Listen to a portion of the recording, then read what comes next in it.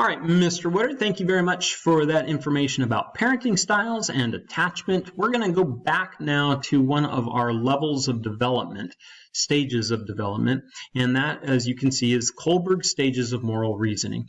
Piaget actually had developed stages for moral reasoning as well. Kohlberg is going to build on Piaget, and he becomes famous for his stages of moral reasoning.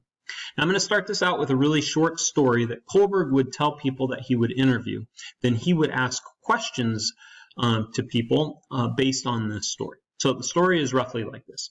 There's a small village in Europe, and there's a really rare form of cancer that all of a sudden is becoming a little bit more prominent in this village. People are coming down with this particular form of cancer.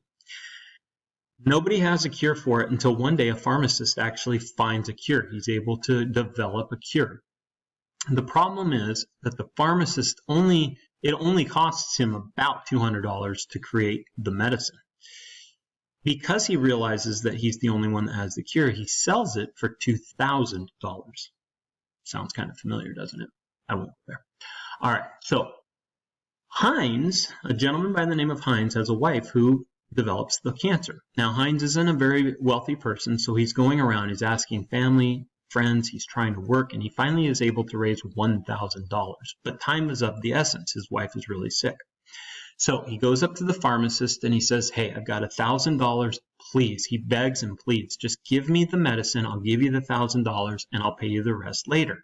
And the pharmacist says, nope, I've got the cure, it's only fair that I get my money up front, so I need all $2,000. So Heinz, in desperation, waits, and one night he goes into the pharmacist's offices and he actually steals the medicine. So the question becomes, is Heinz, is he morally justified in stealing the medicine or not? Now, here's what's key with Kohlberg. As he interviewed people, and he often would interview children and teenagers as well in this. And the key is how you explain your answer. It doesn't matter if you say, yes, he's justified, or no, he's not. What matters is, how do you explain your answer? So let's go through his 6 stages of moral reasoning, and I'll just use that Heinz dilemma as we go through this. All right, so there are 3 levels, and each level has 2 stages, hence you get your 6 stages. So the first level is pre-conventional morality, and this is where the self is the most important. And in stage 1, really what you're worried about is reward and punishment. So again, doesn't matter if you answer yes or no. So Kohlberg actually had children that would say, yeah, he should steal the medicine, it's perfectly fine because it's not a very big thing, so he won't get in much trouble. Or he also had children say, nope, shouldn't steal the medicine because he's going to get in big trouble. That sounds like a really bad thing to do. Okay, so it's really focusing on getting in trouble or not getting in trouble. That's stage 1. Now, stage 2 goes a little bit beyond that. Now we're starting to look at what interests do I have in this particular situation. So somebody answering questions about the Heinz dilemma in stage 2 might say something like, yeah, he should steal the medicine because he wants to help his wife. So it's all about Heinz's desire to help his wife. Or one child actually answered this. He said, no, it's fine if he doesn't steal the medicine because Heinz might want to marry somebody younger and better looking anyway. Okay? Now, that doesn't sound like a great answer to us. But again, it's that explanation. What Heinz wants. Well, he wants to marry somebody else anyway, so it's fine if he doesn't steal the medicine. The other key to stage 2 moral reasoning is this idea of you scratch my back, I scratch yours. So they might say something like, it's perfectly fine for him to steal the medicine because the pharmacist isn't helping him out at all. Or they might say, you know what, he should steal the medicine because his wife might help him someday in the future. So again, it's all about the focus on Heinz and his self-interest. That's how somebody that's answering those questions coming from a stage 2 moral reasoning, that's where their focus would be. All right, level 2 is conventional morality. Society now becomes the most important. It's going beyond the self here. It's called conventional morality, and this is an easy way to remember the pre-conventional, conventional, and post-conventional. Conventional because that's where most people will fall. Kohlberg didn't find very many people that fell into his 5th and 6th stages, and I'll talk about that here in a couple minutes. Most people, according to Kohlberg, fell into stages 3 and 4. So stage 3 is the good child, or having responsibility to others stage. Here is where you want to please people and you want social approval. So somebody in stage 3 might say, you know, Heinz, it's fine if he steals the medicine because he's really being a good husband. He's trying to be a good husband, and that's good. Most people would steal the medicine because they want to be good people. All right.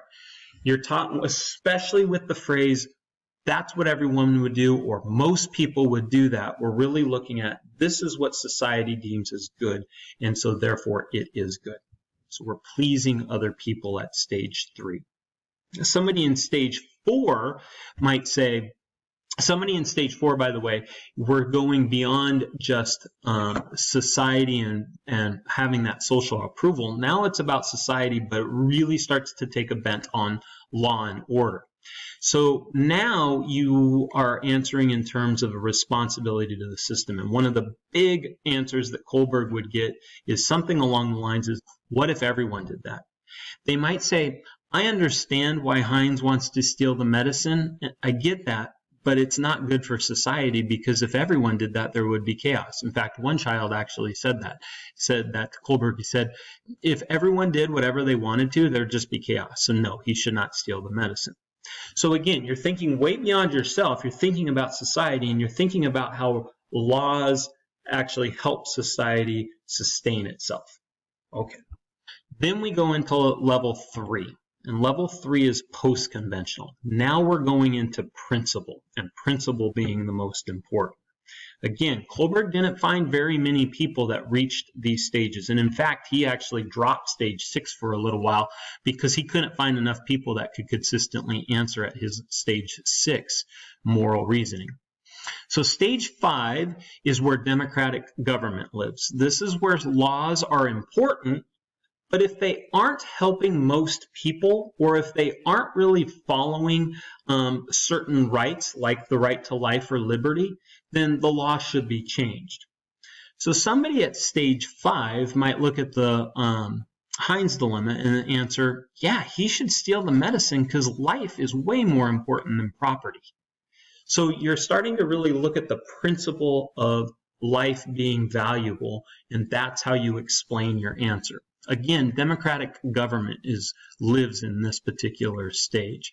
If something is not living up to a principle, if a law is not adhering to a larger principle, then it should be changed. Now, the one problem with that, and this is what distinguishes 5 and 6 as far as law and order is concerned, somebody could be a very moral person in that stage 5 level, and they might be able to defend voting for a law that helps the majority but could actually hurt a minority. So their principle is such that that law is important because our society will function better with that law, and I am looking at how important that law is to a particular principle of mine, but it might be at the detriment of a minority of people that are living in that population. Okay. Stage 6, by the way, if you think about it too, when you're thinking in terms of just society, level 2, you can have a person in those stage 3 and 4 living in a society and focusing on society, but that society doesn't have to necessarily be democratic. You can have dictatorships that are a very high functioning society because law and order is so stressed. Here, law and order starts to have some wiggle room because you're adhering more to principle than just the law. Okay, so stage 6, now we go beyond that democratic government even, and we start to look at universal principle.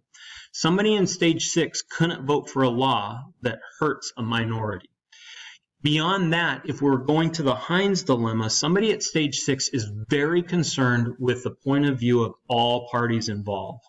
So they might say, you know, if all of the people that are involved in that dilemma look at it from one another's point of view, the pharmacist would probably end up changing his decision simply because he would understand that life is more important. You're getting the same response as somebody in stage 5, that life is more important than property.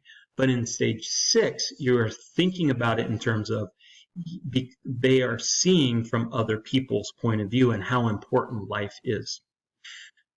This is just like Maslow. If you get to self-transcendence, all of a sudden the number of people that fall into this category gets very, very limited. So you get your Mother Teresa's, your Gandhis. Martin Luther King Jr. is an important one in this. Martin Luther King Jr. is a good one when talking about civil disobedience. He understood he was going to get punished. He understood the need for law and order. But he also felt that the principle of justice required him and the people that were around him to engage in civil disobedience. He would argue that if we have laws that are hurting certain segments of the population, we need to engage in civil disobedience. It's our moral imperative to engage in civil disobedience in order to perpetuate a more just system. Okay, that's the basics of Kohlberg's stages of moral reasoning with his famous Heinz dilemma. I think Mr. Woodard gets to now talk about Erik Erikson's stages of development.